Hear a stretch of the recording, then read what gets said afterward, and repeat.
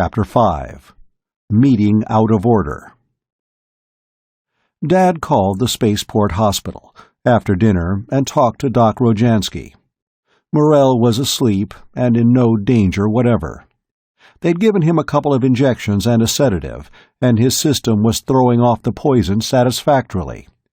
He'd be all right, but they thought he ought to be allowed to rest at the hospital for a while. By then, it was time for me to leave for Hunter's Hall. Julio and Mrs. Layden were having their dinner, and Dad and Bish went up to the editorial office. I didn't have a car. Hunter's Hall was only a half-dozen blocks south of the Times, toward the waterfront. I carried my radio under false pretense, slung from my shoulder, and started downtown on foot. The business district was pretty well lighted, both from the ceiling and by the stores and restaurants. Most of the latter were in the open, with small kitchen and storage buildings. At a table at one of them, I saw two petty officers from the Peenemünde with a couple of girls, so I knew the ship wasn't leaving immediately. Going past the municipal building, I saw some activity, and an unusually large number of police gathered around the vehicle port. Ravik must have his doubts about how the price cut was going to be received, and Mort Hallstock was mobilizing his stormtroopers to give him support in case he needed it. I called in about that, and Dad told me fretfully to be sure to stay out of trouble. Hunter's Hall was a 4-story building, fairly substantial, as buildings that don't have to support the roof go, with a landing stage on top and a vehicle park underneath. As I came up, I saw a lot of cars and jeeps and ship's boats grounded in and around it, and a crowd of men, almost all of them in boat clothes and wearing whiskers, including quite a few characters who had never been out in a hunter ship in their lives, but were members in the best of good standing of the cooperative. I also saw a few of Hallstock's uniformed thugs standing around with their thumbs in their gun belts or twirling their truncheons. I took an escalator up to the second floor, which was one big room, with the escalators and elevators in the rear. It was the social room, decorated with photos and models and solidographs of hunter ships, photos of record-sized monsters lashed alongside ships before cutting up, group pictures of ship's crews, monster tusks, dried slashers and halberd fish, and a whole monster head, its tusked mouth open. There was a big crowd there, too, at the bar, at the game machines, or just standing around in groups, talking. I saw Tom Kaivelson and his father and Oscar Fujisawa, and went over to join them. Joe Kaivelson is just an outsized edition of his son, with a blond beard that's had 35 years more growth. Oscar is skipper of the Pequod. He wouldn't have looked baffled if Bish Ware had called him Captain Ahab, and while his family name is Old Terran Japanese, he had blue eyes and red hair and beard. He was almost as big as Joe Kaivelson. "Hello, Walt," Joe greeted me. "What's this Tom's been telling me about Bish Ware shooting a tread snail that was going to sting Mr. Morell?" "Just about that," I said. "That snail must have crawled out from between 2 stacks of wax as we came up. We never saw it till it was all over. It was right beside Morell and had its stinger up when Bish shot it." "He took an awful chance," Kaivelson said. "He might have shot Mr. Morell." I suppose it would look that way to Joe. He is the planet's worst pistol shot, so according to him, nobody can hit anything with a pistol. "He wouldn't have taken any chance not shooting," I said. "If he hadn't, we'd be running the Morell story with black borders." Another man came up, skinny, red hair, sharp-pointed nose. His name was Al Davis, and he was Joe Kivelson's engineer's helper. He wanted to know about the tread snail shooting, so I had to go over it again. I hadn't anything to add to what Tom had told them already, but I was the Times, and if the Times says so, it's true. "Well, I wouldn't want any drunk like Bish Ware shooting around me with a pistol," Joe Kaivelson said. That's relative too. Joe doesn't drink. "Don't kid yourself, Joe," Oscar told him. "I saw Bish shoot a knife out of a man's hand one time in One-Eye Swanson's. Didn't scratch the guy, hit the blade. One-Eye has the knife with the bullet mark on it over his back bar now." "Well, was he drunk then?" Joe asked. "Well, he had to hang on to the bar with one hand while he fired with the other." Then he turned to me. "How is Morrell now?" he asked. I told him what the hospital had given us. Everybody seemed much relieved.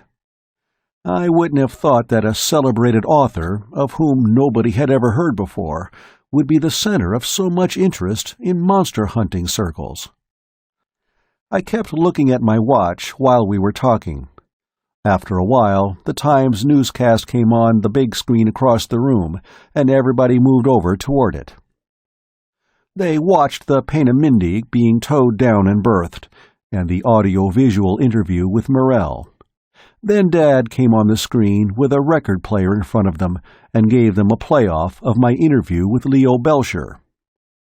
Ordinary bad language I do not mind.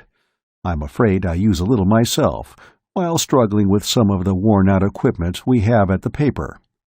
But when Belcher began explaining about how the price of wax had to be cut again to 35 centisols a pound, the language those hunters used positively smelled.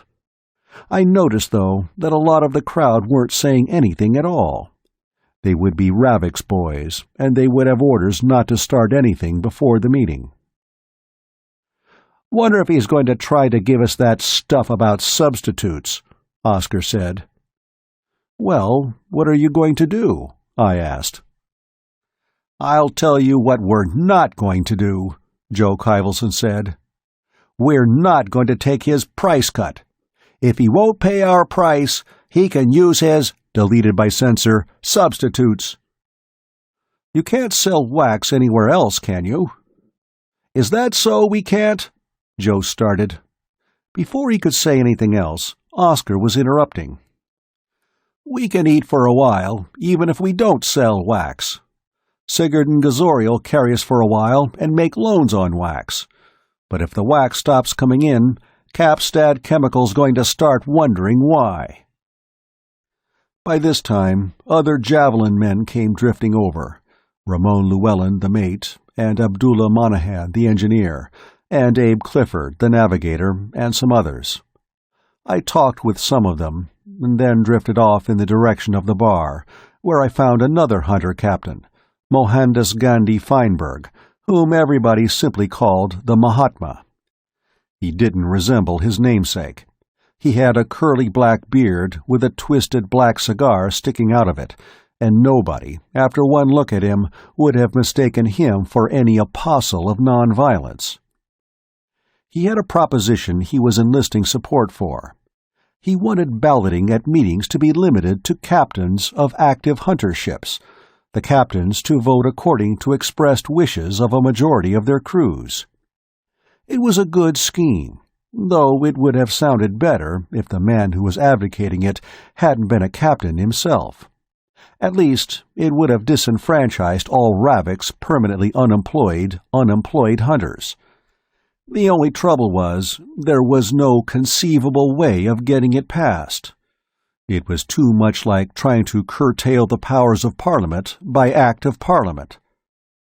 The gang from the street level started coming up and scattered in twos and threes around the hall, ready for trouble.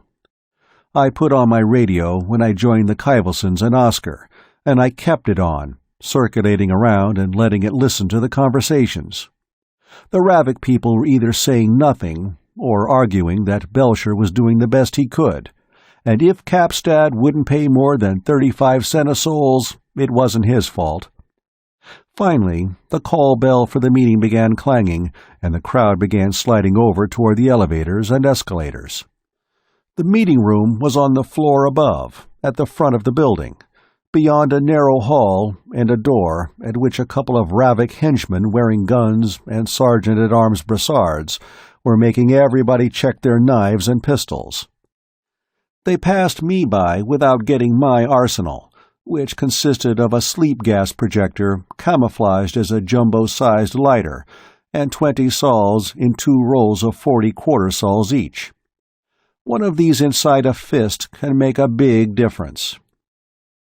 Ravik and Belcher and the secretary of the co-op, who was a little scrawny, henpecked husband type who never had an opinion of his own in his life, were all sitting back of a big desk on a dais in front. After as many of the crowd who could had found seats, and the rest, including the press, were standing in the rear, Ravik pounded with the chunk of monster tusk he used for a gavel and called the meeting to order. "There's a bunch of old business," he said, "but I'm going to rule that aside for the moment. We have with us this evening our representative on Terra, Mr. Leo Belcher, whom I wish to present. Mr. Belcher." Belcher got up. Ravik started clapping his hands to indicate that applause was in order. A few of his zombies clapped their hands. Everybody else was quiet. Belcher held up a hand. "Please, don't applaud," he begged. "What I have to tell you isn't anything to applaud about." "You're tootin' well right it isn't," somebody directly in front of me said, very distinctly.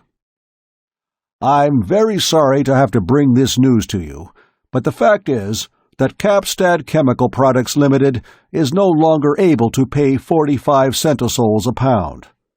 This price is being scaled down to 35 centisols.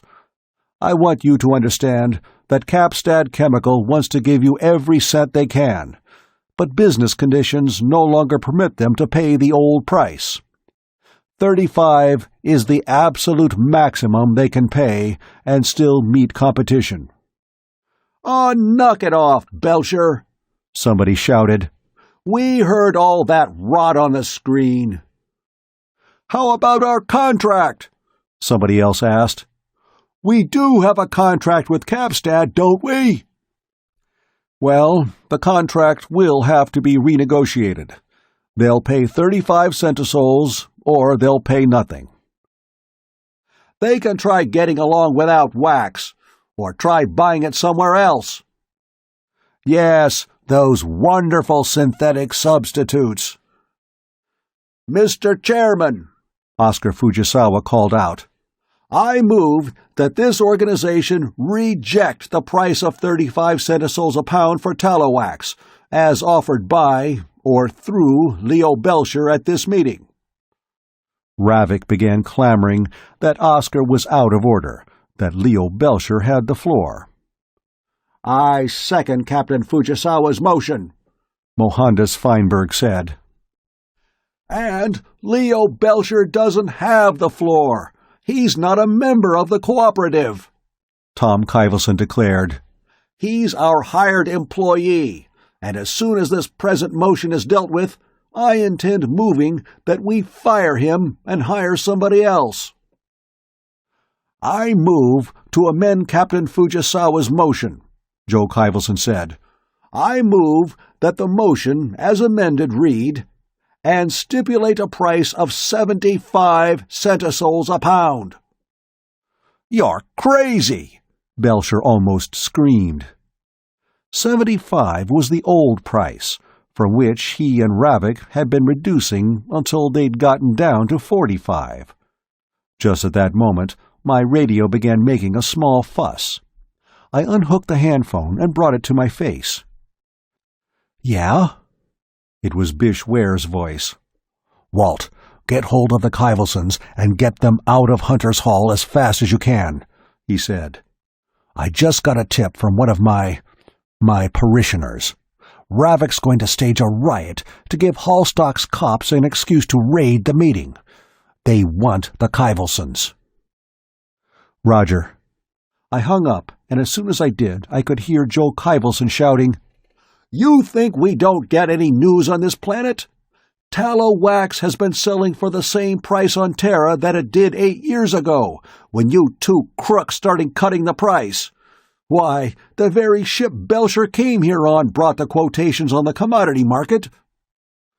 I edged through the crowd till I was beside Oscar Fujisawa. I decided the truth would need a little editing. I didn't want to use Bish Ware as my source. "Oscar, Dad just called me," I told him. "A tip came into the Times that Ravik's boys are going to fake a riot and Hallstock's cops are going to raid the meeting. They want Joe and Tom. You know what they'll do if they get hold of them." "Shot while resisting arrest. You sure this is a good tip, though?" Across the room, somebody jumped to his feet, kicking over a chair.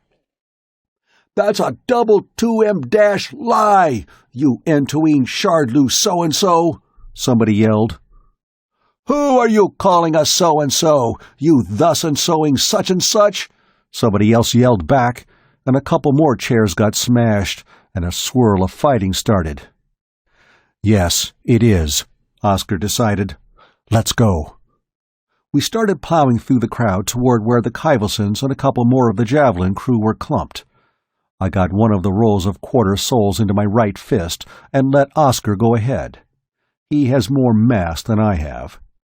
It was a good thing I did, because before we had gone 10 feet, some character got between us, dragged a 2-foot length of 1.5-inch high-pressure hose out of his pant leg, and started to swing it at the back of Oscar's head. I promptly clipped him behind the ear with a fistful of money, and down he went. Oscar, who must have eyes in the back of his head, turned and grabbed the hose out of his hand before he dropped it, using it to clout somebody in front of him. Somebody else came pushing toward us, and I was about to clip him too when he yelled, "Watch it, Walt! I'm with it!" It was Cesario Vieira, another Javelin man. He's engaged to Linda Kivelson, Joe's daughter, and Tom's sister, the one going to school on Terra. Then we had reached Tom and Joe Kivelson. Oscar grabbed Joe by the arm. "Come on, Joe, let's get moving," he said. "Hallstock's Gestapo are on the way. They have orders to get you dead or alive." "Like blazes," Joe told him. "I never chickened out on a fight yet, and—" That's what I'd been afraid of. Joe is like a Zarathustra Veltbeast. The only tactics he knows is headlong attack. "You want to get your crew and your son killed, and yourself along with them?" Oscar asked him. "That's what'll happen if the cops catch you. Now are you coming, or will I have to knock you senseless and drag you out?" Fortunately, at that moment, somebody took a swing at Joe and grazed his cheek. It was a good thing that was all he did. He was wearing brass knuckles. Joe went down a couple of feet, bending at the knees, and caught this fellow around the hips with both hands, straightening and lifting him over his head. Then he threw him over the heads of the people in front of him. There were yells where the human missile landed. "That's the stuff, Joe!" Oscar shouted. "Come on, we got them on the run." That, of course, converted a strategic retreat into an attack. We got Joe aimed toward the doors, and before he knew it, we were out in the hall by the elevators. There were a couple of Ravik's men with sergeant-at-arms armbands and 2 city cops. One of the latter got in Joe's way. Joe punched him in the face and knocked him back about 10 feet in a sliding stagger before he dropped. The other cop grabbed me by the left arm. I slugged him under the jaw with my 10-sol right and knocked him out, and felt the wrapping on the coin roll break and the quarters come loose in my hand. Before I could drop them into my jacket pocket and get out the other roll, one of the sergeants-at-arms drew a gun. I just hurled the handful of coins at him. He dropped the pistol and put both hands to his face, howling in pain. I gave a small mental howl myself when I thought of all the nice things I could have bought for 10 sols.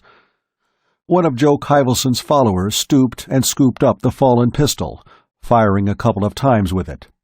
Then we all rushed Joe into one of the elevators and crowded in behind him, and as I turned to start it down, I could hear police sirens from the street, and also from the landing stage above.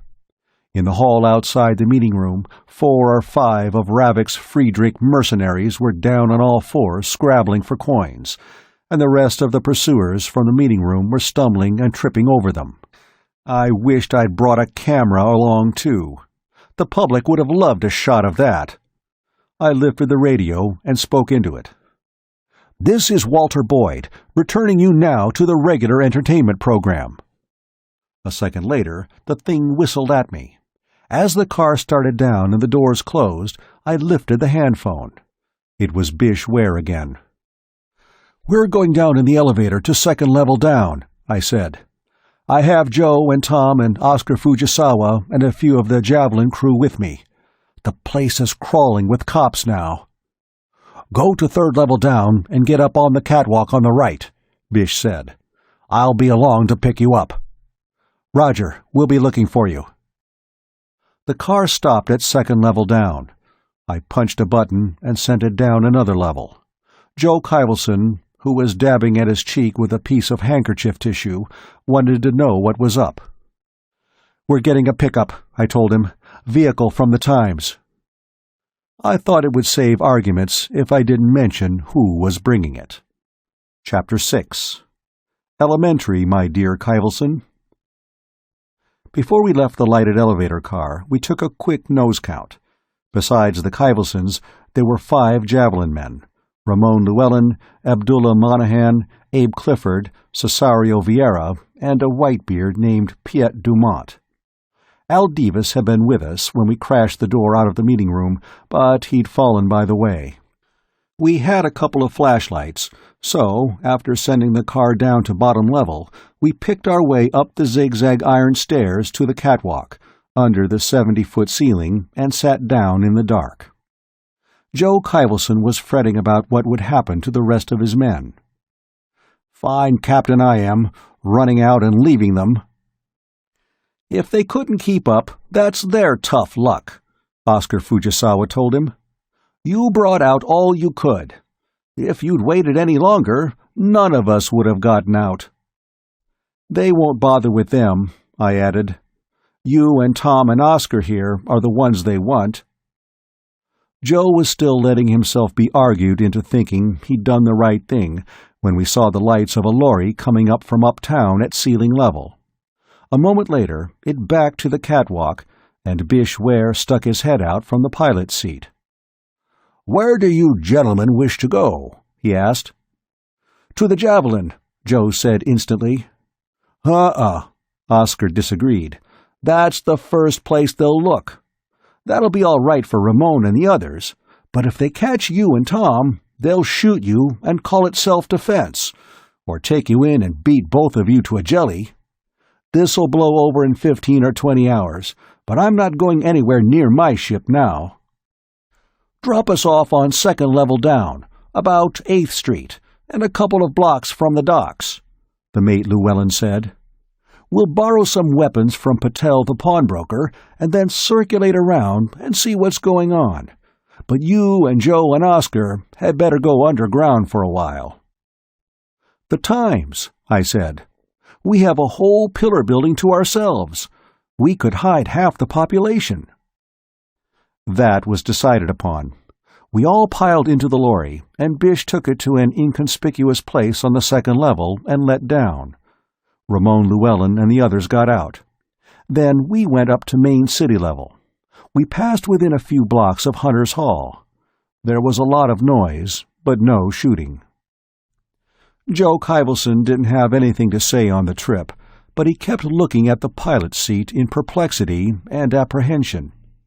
I think he expected Bish to try and ram the lorry through every building we passed by or over. We found Dad in the editorial department on the top floor, feeding voice tape to Julio while the latter made master sheets for teleprinting. I gave him a quick rundown on what had happened that he hadn't gotten from my radio.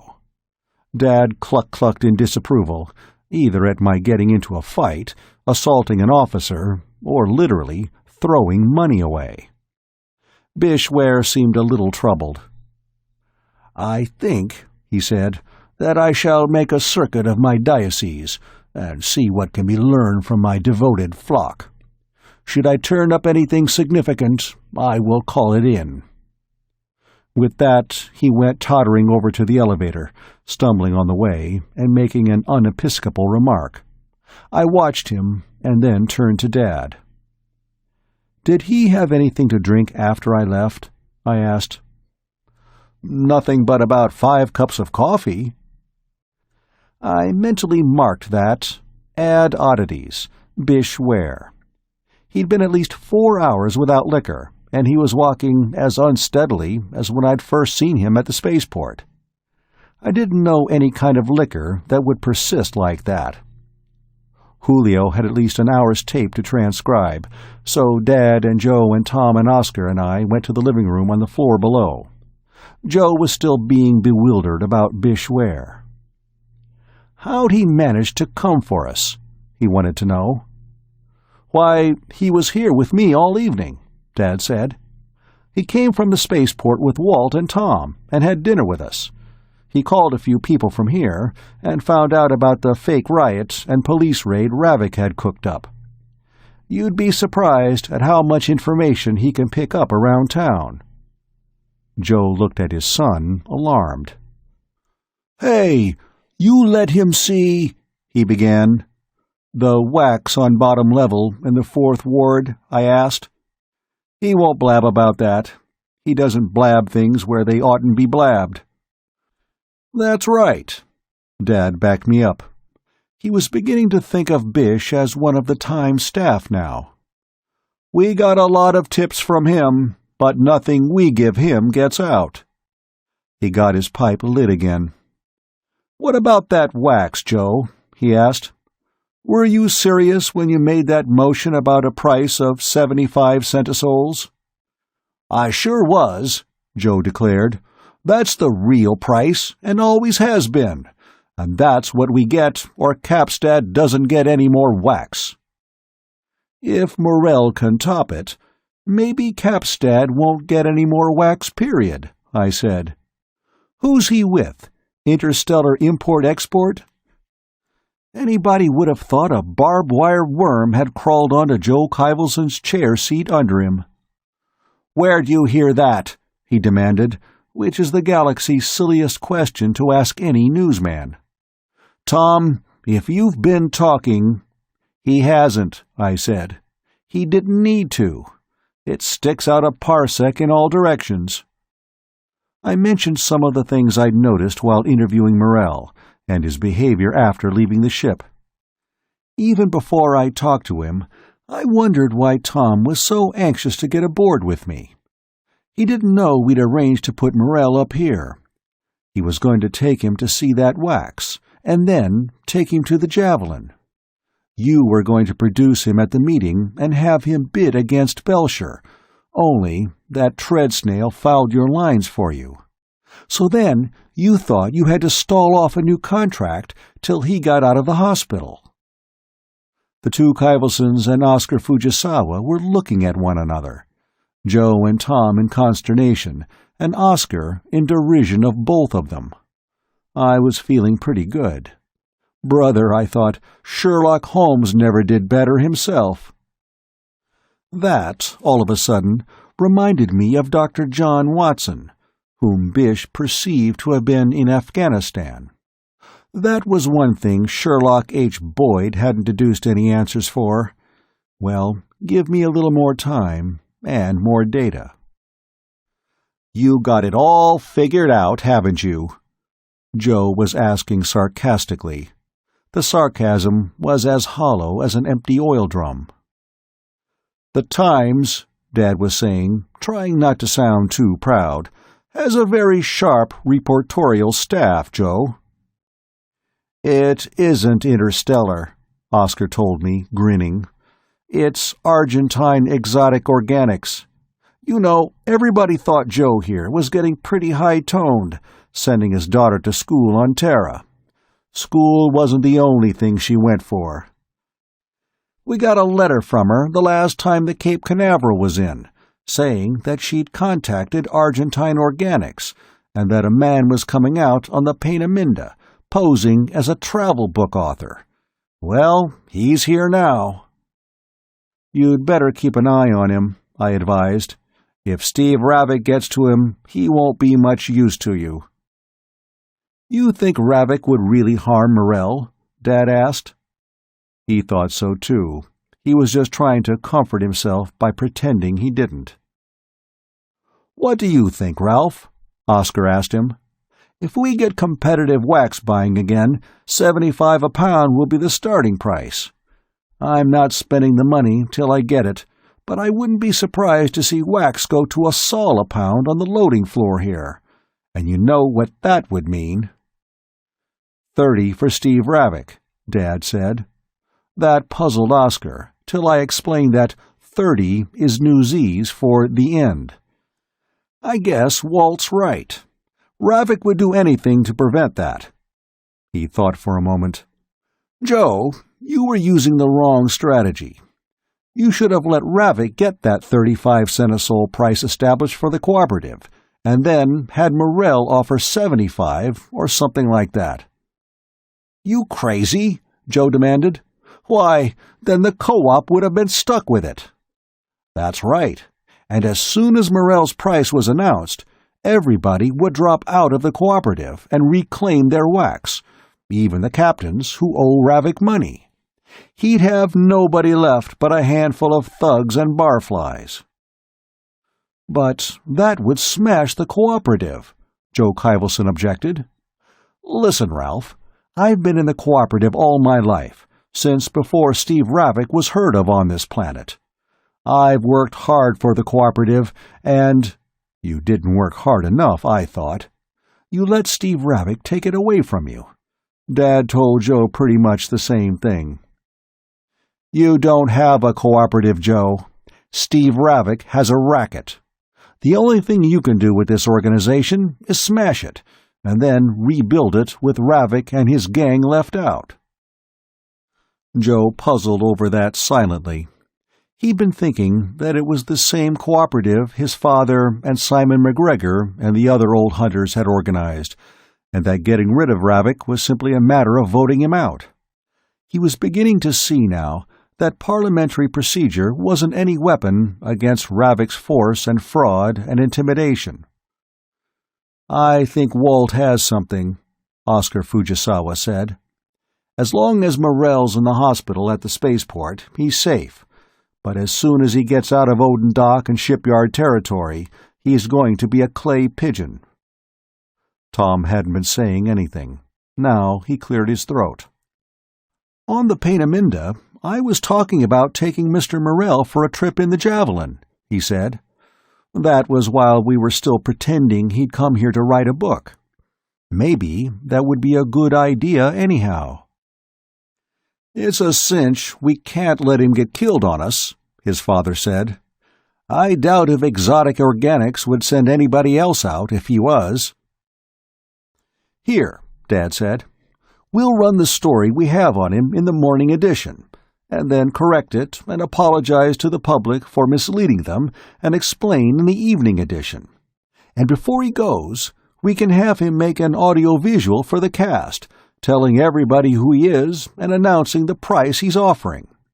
We'll put that on the air. Get enough publicity, and Steve Ravik won't dare do anything to him." Publicity, I thought, is the only weapon Dad knows how to use.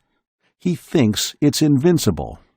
Me, I wouldn't bet on what Steve Ravik wouldn't dare do if you gave me 100 to 1. Ravik had been in power too long, and he was drunker on it than Bish Ware ever got on Baldur honey rum. As an intoxicant, rum is practically a soft drink beside power.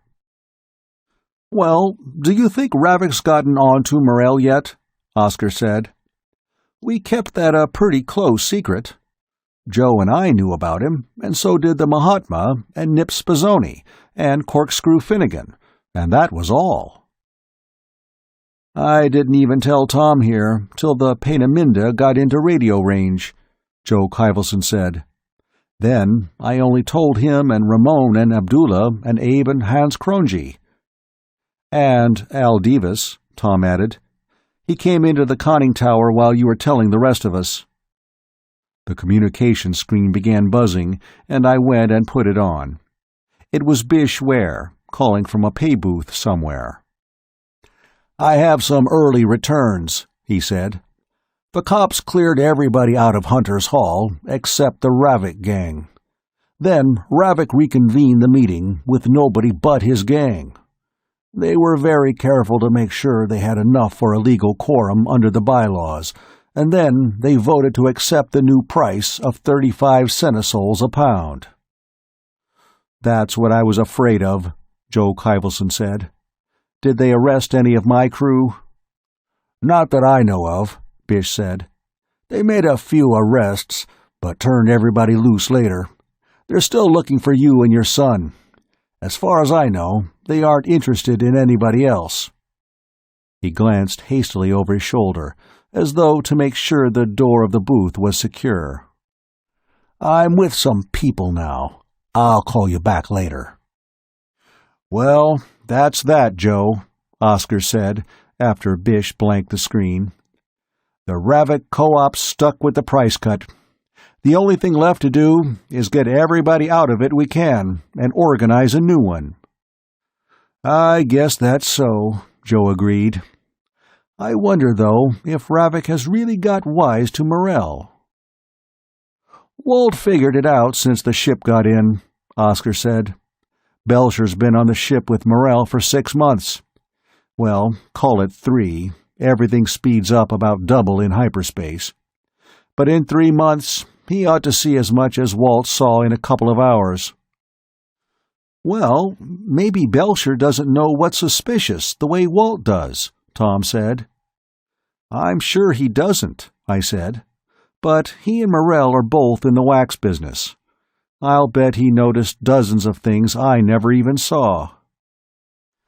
"Then we'd better take awfully good care of Mr. Morell," Tom said. "Get him aboard as fast as we can, and get out of here with him.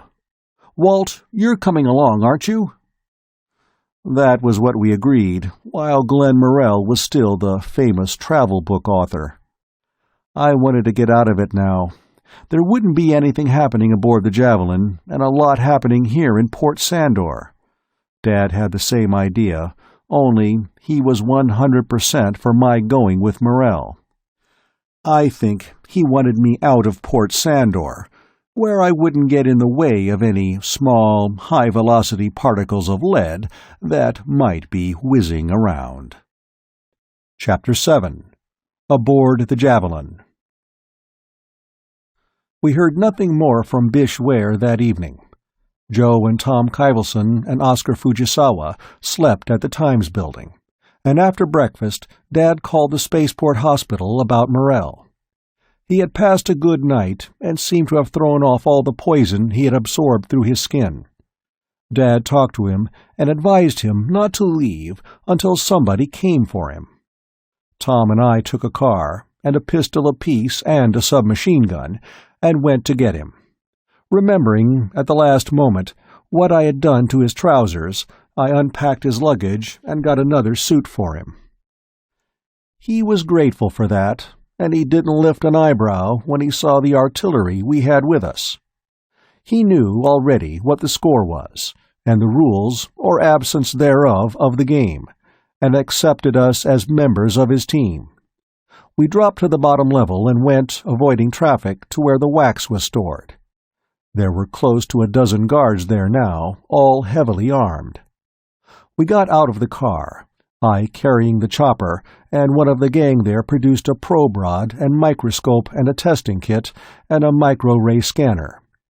Morell took his time going over the wax, jabbing the probe rod in and pulling samples out of the big, plastic-skinned sausages at random, making chemical tests, examining them under the microscope, and scanning other cylinders to make sure there was no foreign matter in them.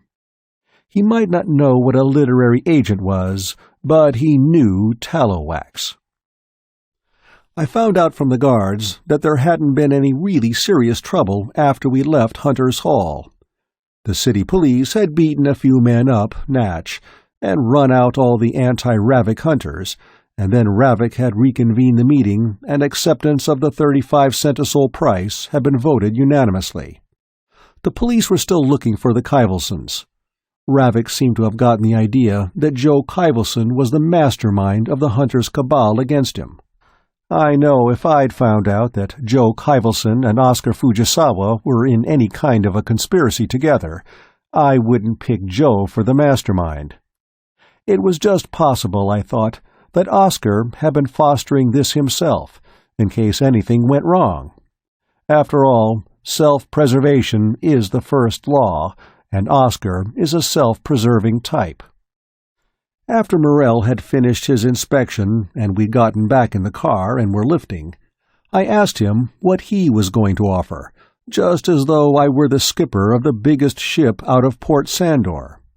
Well, it meant as much to us as it did to the hunters. The more wax sold for, the more advertising we'd sell to the merchants, and the more people would rent teleprinters from us. 80 centisols a pound, he said. Nice and definite. Quite a difference from the way he stumbled around over listing his previous publications. 75's the Capstad price, regardless of what you people here have been getting from that crook of a Belcher. We'll have to go far enough beyond that to make him have to run like blazes to catch up. You can put it in the Times that the day of monopolistic marketing on Fenris is over. When we got back to the Times, I asked Dad if he'd heard anything more from Bish. Yes, he said unhappily. He didn't call in this morning, so I called his apartment and didn't get an answer. Then I called Harry Wong's. Harry said Bish had been in there till after midnight, with some other people. He named 3 disreputables, 2 female and 1 male. They were drinking quite a lot. Harry said Bish was plastered to the ears. They finally went out around 01:30. He said the police were in and out checking the crowd, but they didn't make any trouble. I nodded, feeling very badly. 4.5 hours had been his limit. Well, sometimes a 90% failure is really a triumph. After all, it's a 10% success. Bish had gone 4.5 hours without taking a drink. Maybe the percentage would be a little better the next time. I was surely old enough to stop expecting miracles. The mate of the Pequod called in around noon and said it was safe for Oscar to come back to the ship. The mate of the Javelin, Ramon Llewellyn, called in with the same report, that along the waterfront at least, the heat was off. However, he had started an ambitious-looking overhaul operation, which looked as though it was good for 100 hours, but which could be dropped on a minute's notice. And under cover of this, he had been taking on supplies and ammunition. We made a long audio-visual of Morell announcing his price of 80 centisols a pound for wax on behalf of Argentine Exotic Organics Limited. As soon as that was finished, we loaded the boat clothes we'd picked up for him and his travel kit and mine into a car, with Julio Kubanoff to bring it back to the Times, and went to the waterfront. When we arrived, Ramon Llewellyn had gotten things cleared up, and the Javelin was ready to move as soon as we came aboard. On the main city level, the waterfront is 100 feet above the ship pools. The ships load from and discharge onto the first level down. The city roof curves down all along the south side of the city into the water, and about 50 feet below it. That way, even in the post-sunset and post-dawn storms, ships can come in submerged around the outer breakwater and under the roof, and we don't get any wind or heavy seas along the docks. Morell was interested in everything he saw, in the brief time while we were going down along the docks to where the Javelin was berthed. I knew he'd never actually seen it before, but he must have been studying pictures of it, because from some of the remarks he made, I could tell that he was familiar with it. Most of the ships had lifted out of the water and were resting on the wide concrete docks, but the Javelin was afloat in the pool, her contragravity on at specific gravity weight reduction. She was a typical hunter ship, 100 feet long by 30 abeam, with a squat conning tower amidships and turrets for 50mm guns and launchers for harpoon rockets fore and aft. The only thing open about her was the air and water lock under the conning tower. Julio, who was piloting the car, set it down on the top of the aft gun turret. A couple of the crewmen who were on deck grabbed our bags and hurried them inside. We followed, and as soon as Julio lifted away, the lock was sealed. Immediately, as the contragravity field dropped below the specific gravity of the ship, she began submerging. I got up into the conning tower in time to see the water of the boat pool come up over the armor-glass windows and the outside lights come on. For a few minutes, the Javelin swung slowly and moved forward, feeling her way with fingers of radar out of the pool and down the channel behind the breakwater and under the overhang of the city roof. Then the waterline went slowly down across the windows as she surfaced. A moment later, she was on full contragravity, and the ship, which had been a submarine, was now an aircraft. Morell, who was accustomed to the relatively drab sunsets of Terra, simply couldn't take his eyes from the spectacle that covered the whole western half of the sky. High clouds streaming away from the daylight zone to the west and lighted from below by the sun. There were more clouds coming in at a lower level from the east. By the time the Javelin returned to Port Sandor, it would be full dark, and rain, which would soon turn to snow, would be falling. Then we'd be in for it again for another 1,000 hours. Ramon Llewellyn was saying to Joe Kyvelson, "We're one man short. Davis, Abdullah's helper. Hospital." "Get hurt in the fight last night? He was right with us till we got out to the elevators, and then I missed him." "No, he made it back to the ship about the same time we did, and he was all right then. Didn't even have a scratch. Strained his back at work this morning, trying to lift a power unit cartridge by hand." I could believe that. Those things weighed a couple of 100 pounds. Joe Kyvelson swore. "What's he think this is, the 1st century pre-atomic? Aren't there any lifters on the ship?" Llewellyn shrugged. "Probably didn't want to bother taking a couple of steps to get one. The doctor told him to take treatment and observation for a day or so." "That's Al Davis?" I asked. "What hospital?" Al Davis's strained back would be good for a 2-line item. He'd feel hurt if we didn't mention it. "Co-op hospital." That was all right. They always send in their patient lists to the Times. Tom was griping because he'd have to do Davis's work and his own. "You know anything about engines, Walt?" he asked me. "I know they generate a magnetic current and convert rotary magnetic current into one-directional repulsion fields and violate the daylights out of all the old Newtonian laws of motion and attraction," I said. "I read that in a book. That was as far as I got. The math got a little complicated after that, and I started reading another book." "You'd be a big help. Think you could hit anything with a 50mm? Tom asked. "I know you're pretty sharp with a pistol or a chopper, but a cannon's different." "I could try. If you want to heave over an empty packing case or something, I could waste a few rounds seeing if I could come anywhere close to it." "We'll do that," he said. "Ordinarily, I handle the gun after we sight a monster, but somebody'll have to help Abdullah with the engines." He spoke to his father about it. Joe Kyvelson nodded. "Walt's made some awful lucky shots with that target pistol of his, I know that," he said. "And I saw him make hamburger out of a slasher once with a chopper. Have somebody blow a couple of wax skins full of air for targets, and when we get a little farther southeast, we'll go down to the surface and have some shooting." I convinced Morell that the sunset would still be there in a couple of hours, and we took our luggage down and found the cubbyhole he and I would share with Tom for sleeping quarters. A hunter ship looks big on the outside, but there's very little room for the crew. The engines are much bigger than would be needed on an ordinary contragravity craft, because a hunter ship operates underwater as well as in the air. Then there's a lot of cargo space for the wax, and the boat berth aft for the scout boat, so they're not exactly built for comfort. They don't really need to be. A ship's rarely out more than 150 hours on any cruise. Morell had done a lot of reading about every phase of the wax business, and he wanted to learn everything he could by actual observation. He said that Argentine exotic organics was going to keep him here on Fenris as a resident buyer, and his job was going to be to deal with the hunters, either individually or through their cooperative organization, if they could get rid of Ravik and set up something he could do business with. And he wanted to be able to talk the hunters' language and understand their problems.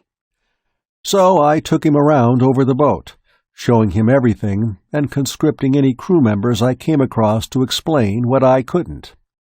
I showed him the scout boat in its berth, and we climbed into it and looked around. I showed him the machine that packed the wax into skins, and the cargo holds, and the electrolytic gills that extracted oxygen from seawater while we were submerged, and the ship's armament. Finally, we got to the engine room forward. He whistled when he saw the engines.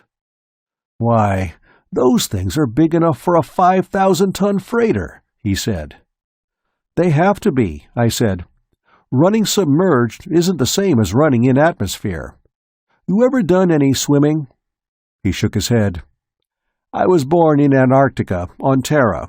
The water's a little too cold to do much swimming there, and I've spent most of my time since then in central Argentine, in the Pampas country. The sports there are horseback riding and polo and things like that." Well, what do you know? Here was a man who had not only seen a horse, but had actually ridden one. That in itself was worth a story in the Times. Tom and Abdullah, who were fussing around the engines, heard that. They knocked off what they were doing and began asking him questions. I suppose he thought they were awfully silly, but he answered all of them patiently. About horses and riding. I was looking at a couple of spare power unit cartridges, like the one Al Davis had strained his back on, clamped to the deck out of the way. They were only as big as a 1-liter jar, rounded at one end and flat at the other, where the power cable was connected, but they weighed close to 200 pounds apiece. Most of the weight was on the outside, a dazzlingly bright plating of collapsium, collapsed matter. The electron shell collapsed onto the nucleus and the atoms in actual physical contact, and absolutely nothing, but nothing, could get through it. Inside was about a kilogram of strontium-90. It would keep on emitting electrons for 25 years normally, but there was a miniature plutonium reactor, itself shielded with collapsium, which, among other things, speeded that process up considerably. A cartridge was good for about 5 years. 2 of them kept the engines in operation. The engines themselves converted the electric current from the power cartridges into magnetic current, and lifted the ship and propelled it. Abdullah was explaining that to Morrell, and Morrell seemed to be getting it satisfactorily. Finally, we left them. Morrell wanted to see the sunset some more, and went up to the conning tower where Joe and Ramon were, and I decided to take a nap while I had a chance.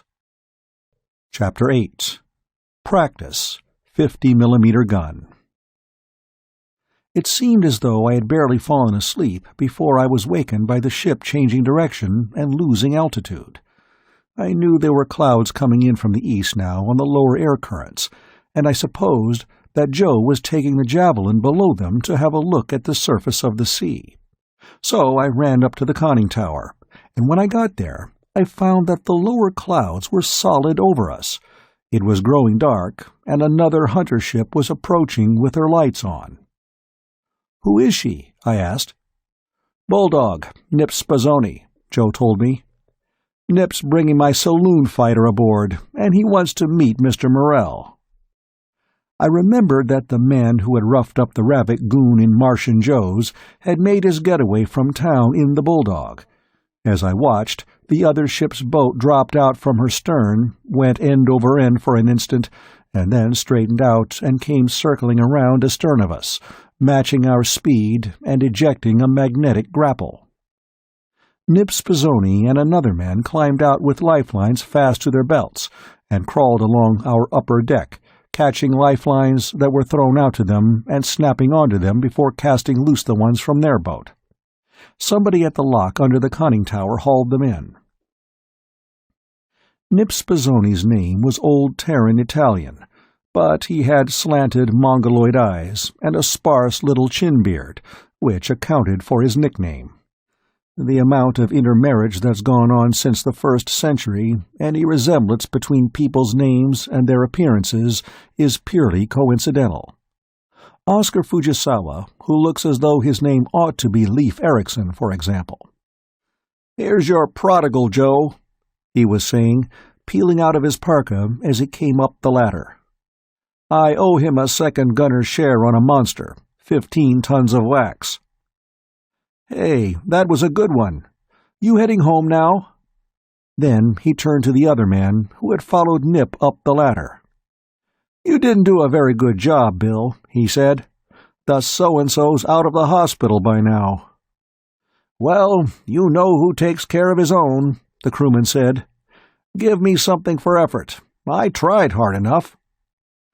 "No, I'm not going home yet," Nip was answering.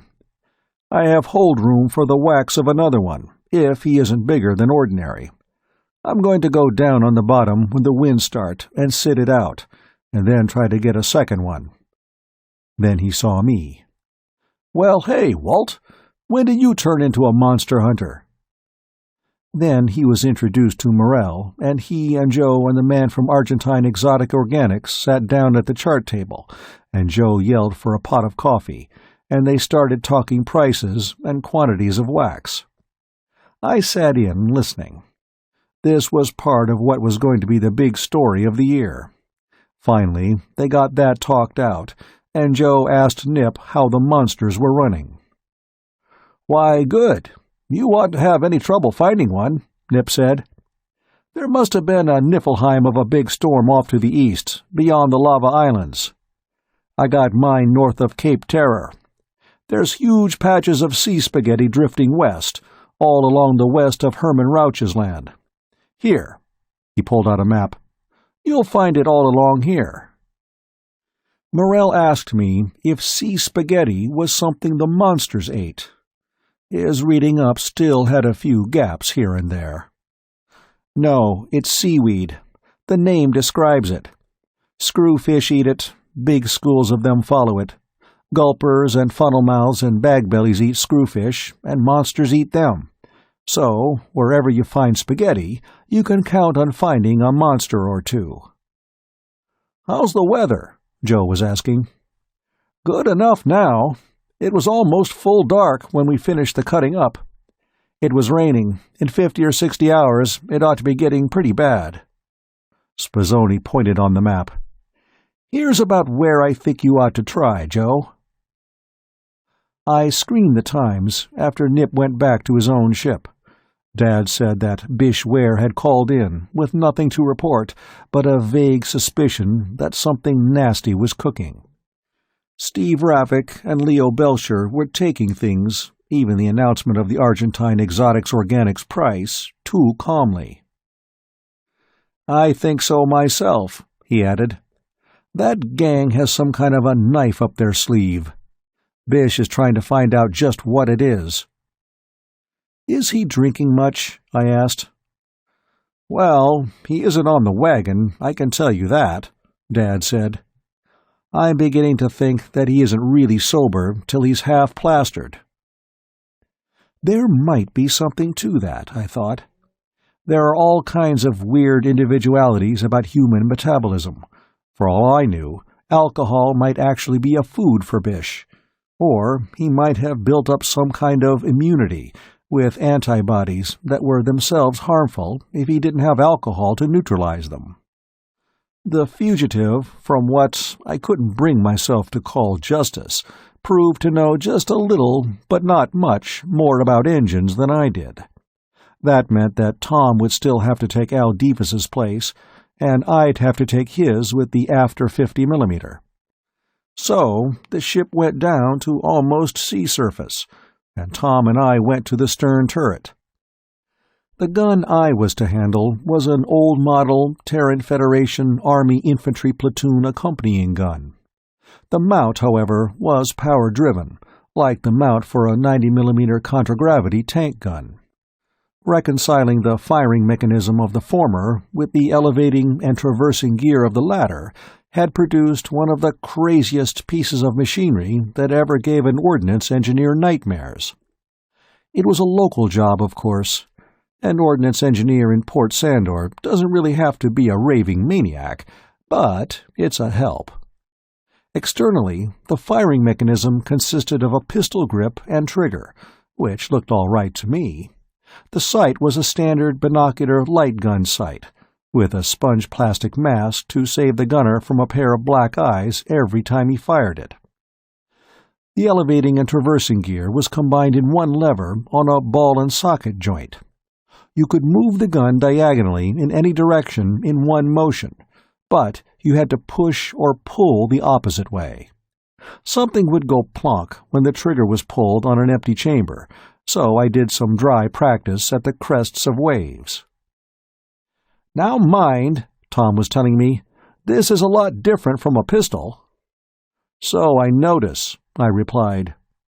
I had also noticed that every time I got the crosshairs on anything and squeezed the trigger, they were on something else when the trigger went plonk. "All this gun needs is another lever to control the motion of the ship."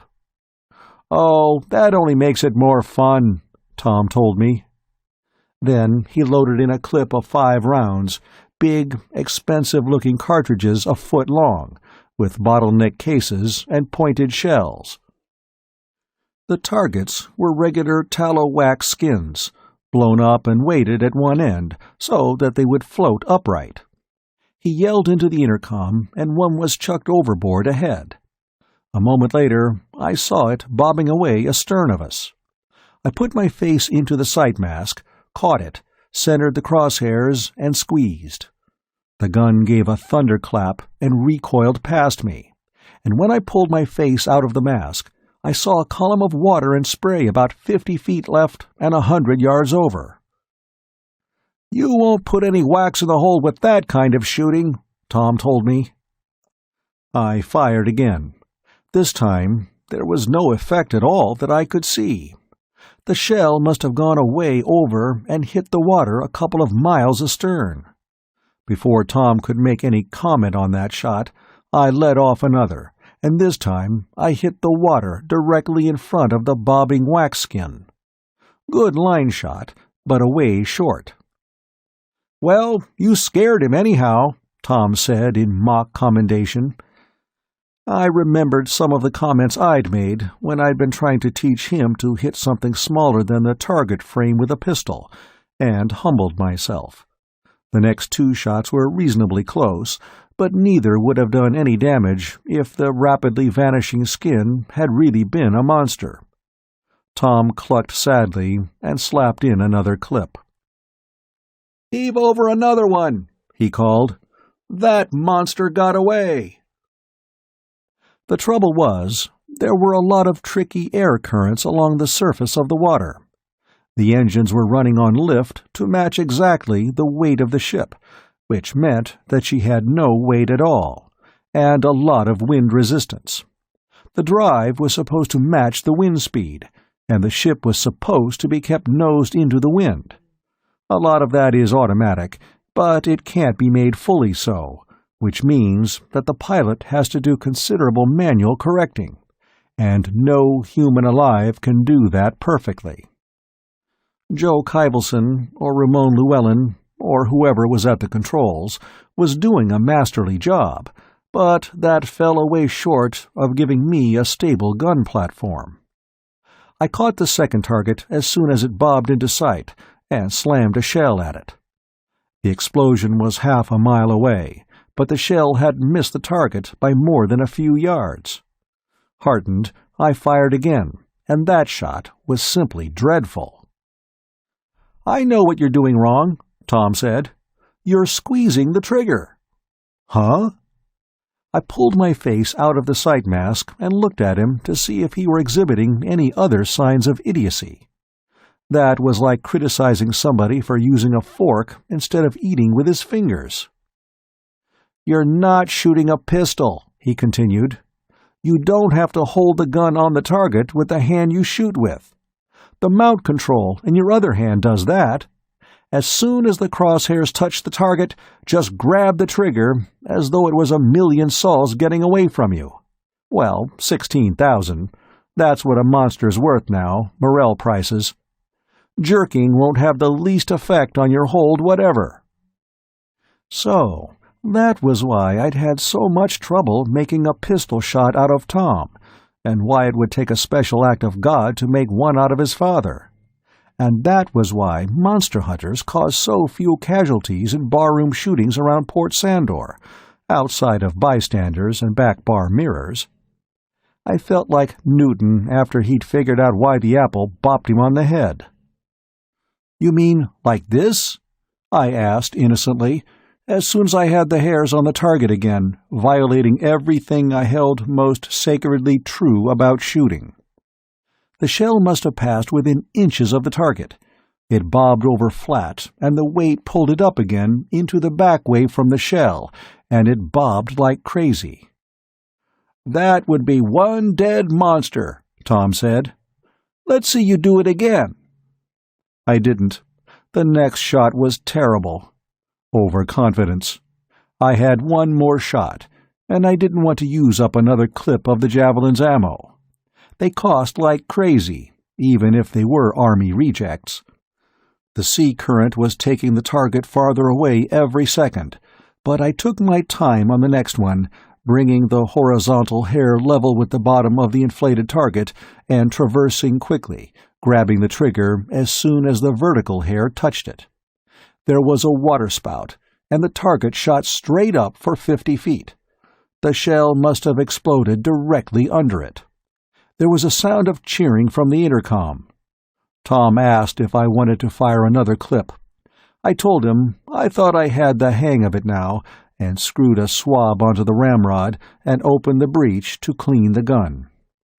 Joe Kyvelson grinned at me when I went up to the conning tower. "That wasn't bad, Walt," he said. "You never manned a 50mm before, did you?" "No, and it's all backward from anything I ever learned about shooting," I said. "Now, suppose I get a shot at a monster. Where do I try to hit him?" "Here, I'll show you." He got a block of lucite, a foot square on the end by 2.5 feet long, out of a closet under the chart table. In it was a little figure of a Jarvis's sea monster. Long body tapering to a 3-fluke tail, wide horizontal flippers like the wings of an old pre-contragravity aircraft, and a long neck with a little head and a wide tusked mouth. "Always get him from in front," he said. "Aim right here, where his chest makes a kind of V at the base of the neck.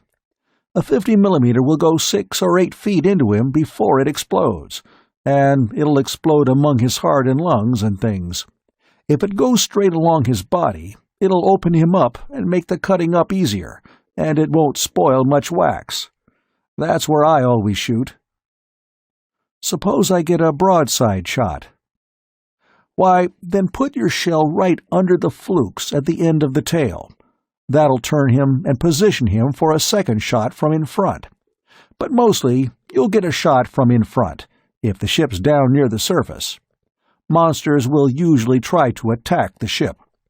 They attack anything around their own size that they can see," he told me. "But don't ever make a body shot broadside too.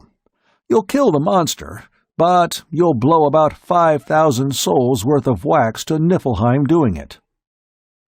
It had been getting dusky while I had been shooting. It was almost full dark now, and the javelin's lights were on. We were making close to Mach 3, headed east now and running away from the remaining daylight. We began running into squalls of rain, and then rain mixed with wet snow. The underside lights came on, and the lookout below began reporting patches of sea spaghetti. Finally, the boat was dropped out and went circling away ahead, swinging its light back and forth over the water, and radioing back reports. Spaghetti. Spaghetti with a big school of screwfish working on it. Funnel mouths working on the screwfish. Finally, the speaker gave a shrill whistle. "Monster ho!" the voice yelled. "About 10 points off your port bow. We're circling over it now." "Monster ho!" Kaivelson yelled into the intercom in case anybody hadn't heard. "All hands to killing stations." Then he saw me standing there, wondering what was going to happen next. "Well, mister, didn't you hear me?" he bellowed. "Get to your gun!" Gee, I thought, I'm one of the crew now. "Yes, sir." I grabbed the handrail of the ladder and slid down, then raced aft to the gun turret.